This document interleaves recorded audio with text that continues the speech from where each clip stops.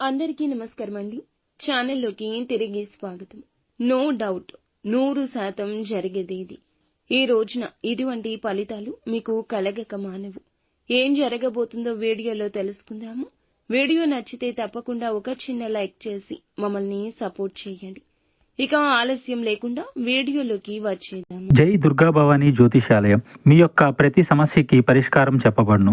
అన్ని విషయాలు ఫోన్లో స్వయంగా చెప్పబడును. ప్రేమ, పెళ్లి, ఉద్యోగం, వ్యాపారంలో నష్టాలు, భార్యాభర్తల మధ్య గొడవలు, కోర్టు సమస్యలు, మనశ్శాంతి, ఆరోగ్య శాంతి, లక్ష్మీ శాంతి, గృహశాంతి, దిష్టి తీసిన నిమ్మకాయలు దాటడం, నరదిష్టి, నాగదోషం, ఆరోగ్య సమస్యలు, ఎటువంటి సమస్యలకైనా పరిష్కారం చూపబడును. మీ సకల సమస్యలకు పరిష్కారం చూపబడును. స్త్రీ పురుషులకు ఎటువంటి సమస్యలున్నా 100% పరిష్కార మార్గం చూపబడును. గురూజీ రామరాజు గారు.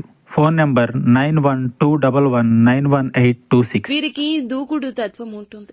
ఈ రాశికి సంబంధించి ఏ విషయమైనా 1కి 10 సార్లు ఆలోచించి నిర్ణయం తీసుకుంటారు. మొండితనం, తెలివితేటలు అధికము. సౌందర్యవంతులని వీరిని చెప్పొచ్చు. భోజన ప్రియులు. దేవత ఆరాధన ఎక్కువ చేస్తూ ఉంటారు. దానగుణం ఎక్కువ. మంచి మనసు ఉంటుంది. కష్టం సుఖం అర్థం చేసుకునే నైజం ఉంటుంది.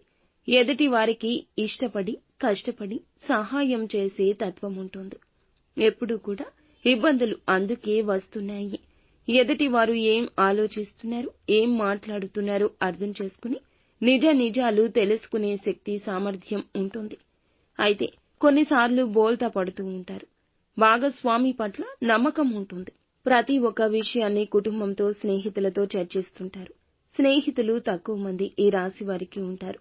కానీ వారిని ప్రాణప్రదంగా భావిస్తారు. ఈ రాశి వారు ఏమిటంటే గనక 2025 సంవత్సరం జూలై మాసంలో 12వ తేదీన ఇక ఈ రాశి వారికి ఈ రోజున ఎంత మాత్రం డౌటే లేదు. జాగ్రత్త పడాల్సిన పరిస్థితులు గోచరిస్తున్నాయి. ఎందుకంటే ఇవి మీకు ఖచ్చితంగా జరిగి తీరుతాయి.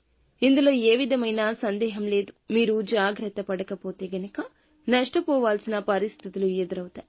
ఎందుకంటే మీరు కొన్ని ప్రత్యేకమైన పరిస్థితుల గుండా వెళ్లేటటువంటి గ్రహస్థితిని పొందుకోబోతున్నారు. ఇక ఈ రోజున పక్కాగా ఇలా జరగబోతుంది. ఆర్థికంగా నష్టం కలుగుతుంది.